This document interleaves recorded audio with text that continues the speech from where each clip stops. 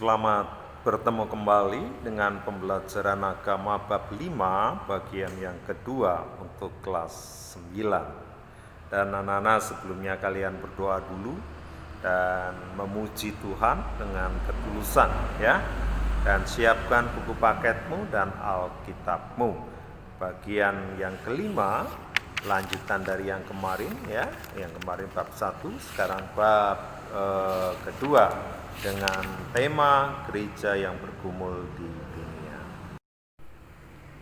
Adapun tujuan pembelajaran kali ini adalah menyimpulkan kehidupan Michael Jackson, Whitney Houston, dan lain-lain dengan kehidupan Yudas Iskariot.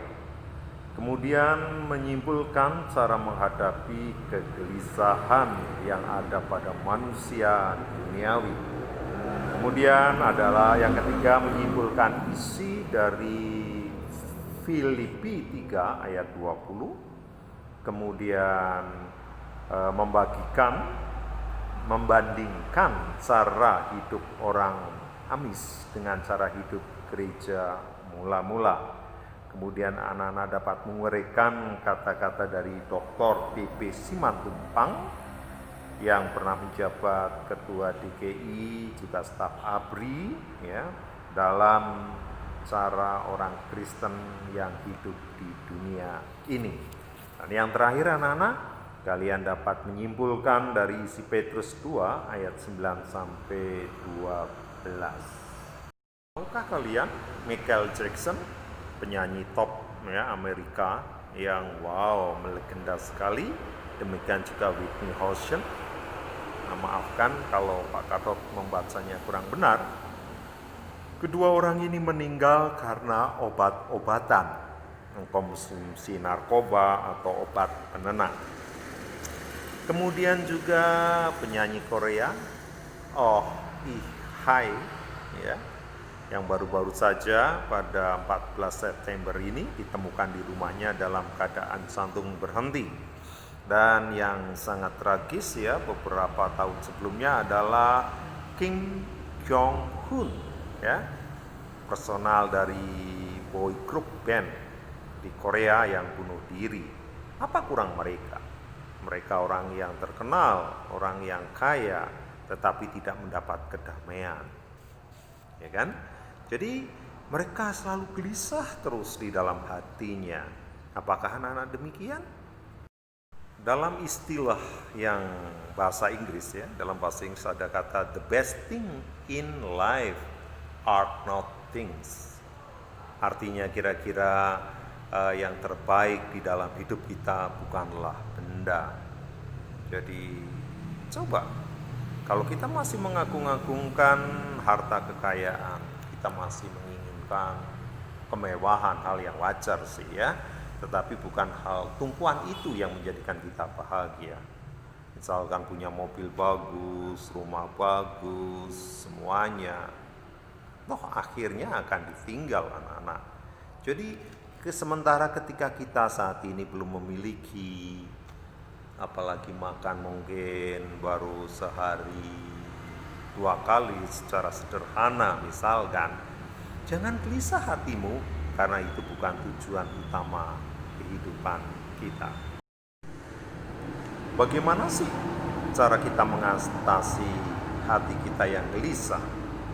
Tidak ada kata lain adalah kasih. Apakah kita memiliki kasih ketika kita bergaul dengan keluarga kita? Atau yang ada hanya tidak puas, marah, tidak mensyukuri, selalu berontak? Atau kita menerima apa adanya, mensyukuri, dan hidup kita penuh dengan kasih?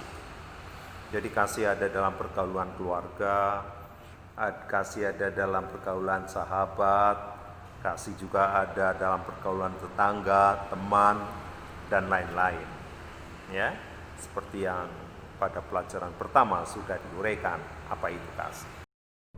Silakan kalian baca ya pada halaman 659 kisah dari Mordekai Vanunu yang begitu bagus sekali. Dia orang Kristen yang berani menentang demi hidup dalam kasih, hidup dalam surgawi, kerajaan surgawi, bukan kerajaan duniawi. Filipi 3 ayat 20 dikatakan, karena kewargaan kita adalah di dalam surga. Ya, sekali lagi di dalam surga. Dan dari situ juga kita menantikan Tuhan Yesus Kristus sebagai juru selamat. Bukan warga kerajaan negara duniawi, walaupun kita hidup di dunia ini, ya kan? Maka kita harus hati-hati.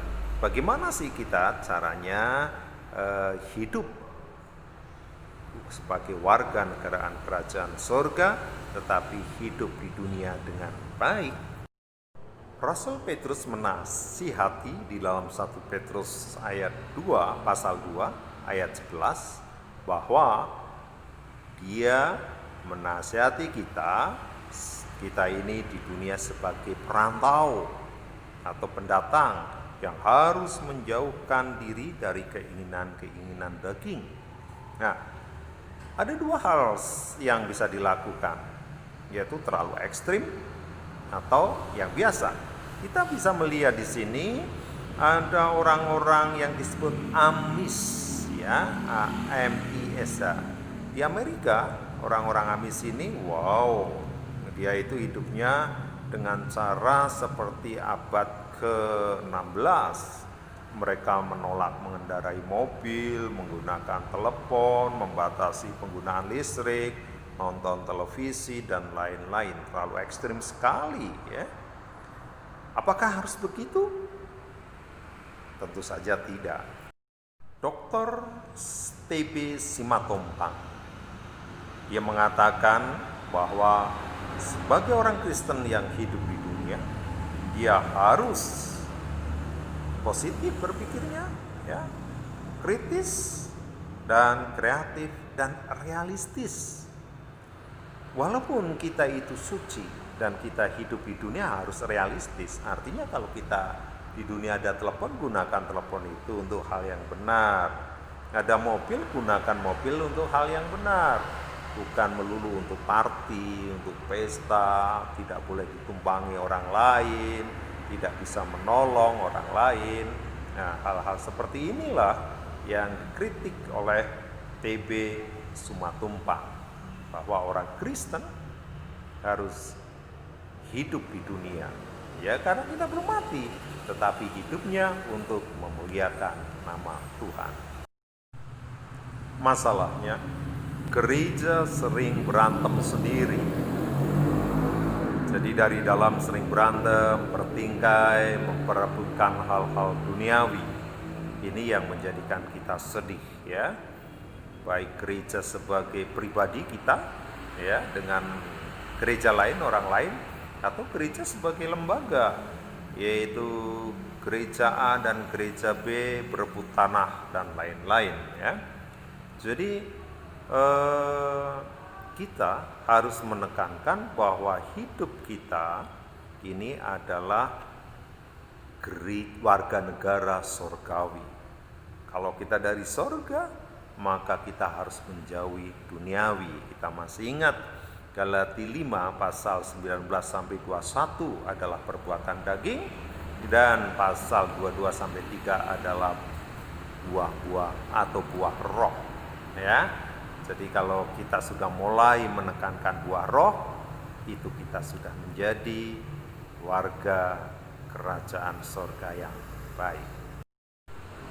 Begitu bab 5 Nana sampai di sini, ya.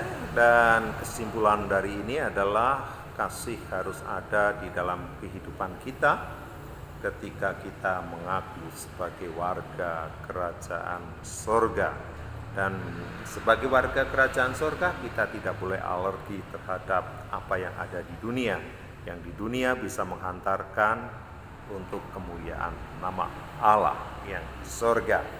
Adapun tugas dari pengetahuan, ya, ada di sini, ada di dalam buku, ya. Kalian bisa melihat, ya.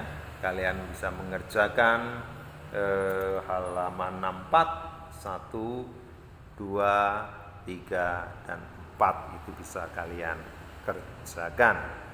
Selanjutnya untuk tes, nanti Bapak akan mengirimkan soal bab 5 dalam Google Form, dan kemudian untuk tugas keterampilan akan menyusul melalui WA. Oke, bye-bye, selamat berpisah, tetap semangat dan jaga kesehatan. Tuhan memberkati. Jangan lupa berdoa dan menyanyi, memuji Tuhan dahulu ya. See you again.